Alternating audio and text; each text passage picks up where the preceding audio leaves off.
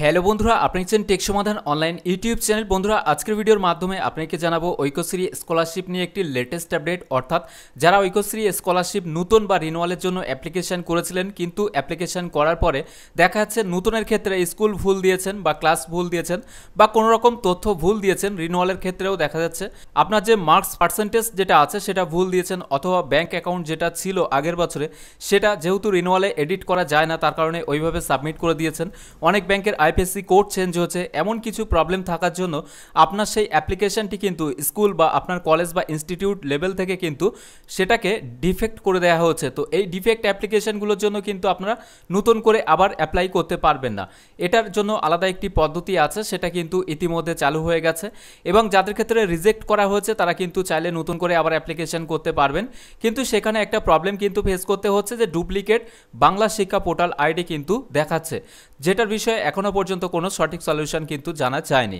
তো আজকের এই ভিডিওর মাধ্যমে বেসিক্যালি এটাই জানবো ডিফেক্ট অ্যাপ্লিকেশনগুলো কিভাবে আপনারা সলিউশন করবেন। তো এর জন্য অবশ্যই ভিডিওটি প্রথম থেকে কিন্তু শেষ পর্যন্ত দেখতে থাকবেন। তো বন্ধুরা, ডিফেক্ট অ্যাপ্লিকেশন সলিউশনের জন্য স্টুডেন্টস এরিয়া এই অপশনে আপনারা ক্লিক করবেন। যখনই এখানে ক্লিক করবেন তখন দেখবেন নতুন একটি অপশন কিন্তু ইতিমধ্যে পোর্টালে অ্যাড করে দেওয়া হয়েছে, resubmission of defected renewal application 2021 এবং 22 সিজনের জন্য।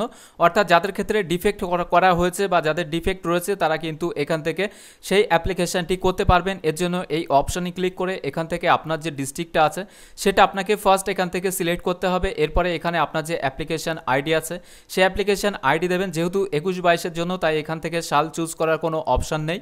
এরপরে এখান থেকে স্টুডেন্টের ডেট অফ বার্থ যেটা হবে সেটা আপনার ক্ষেত্রে যেটা হবে আপনারা সঠিকটা এখান থেকে সেটা দিয়ে দেবেন। দেওয়ার পরে এখান থেকে ডিস্ট্রিক্ট যেহেতু চুজ করা আছে, এরপরে এখান থেকে ক্যাপচা কোড দিয়ে লগ ইন অপশানে ক্লিক করে কিন্তু আপনাদের ডিফেক্ট অ্যাপ্লিকেশন যেটা সেটা ওপেন হবে, এবং যেখানে ডিফেক্ট দেখানো হয়েছে স্কুল বা আপনার ইনস্টিটিউট থেকে মেসেজে সেই জায়গাতেই কিন্তু আপনাকে কারেকশন করে কিন্তু ফাইনালি সাবমিট করতে হবে।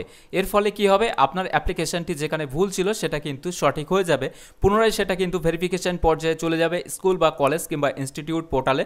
সেখান থেকে কিন্তু পুনরায় সেটা ভেরিফিকেশন করে যদি দেখা যায় সব কিছু ঠিকঠাক আছে তাহলে কিন্তু সেটা ভেরিফাই হয়ে যাবে।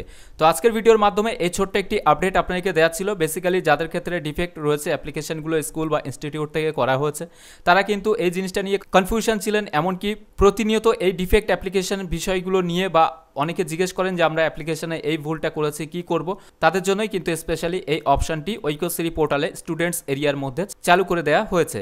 তো আজকের ভিডিওর আপডেটটি এখানেই শেষ করছি। যদি ভিডিওটি ভালো লাগে তাহলে একটি লাইক করে দেবেন, এবং পরবর্তী এমন ভিডিওর লেটেস্ট আপডেটগুলি পেতে আপনি যদি আমাদের এই চ্যানেলে নতুন হয়ে থাকেন তাহলে চ্যানেলটিকে সাবস্ক্রাইব করে বেল আইকনটিকে প্রেস করে অল নোটিফিকেশনে ক্লিক করে রাখবেন। এছাড়াও এখনকার এই ভিডিওটি প্রথম থেকে শেষ পর্যন্ত দেখার জন্য আপনাকে জানাই অসংখ্য ধন্যবাদ।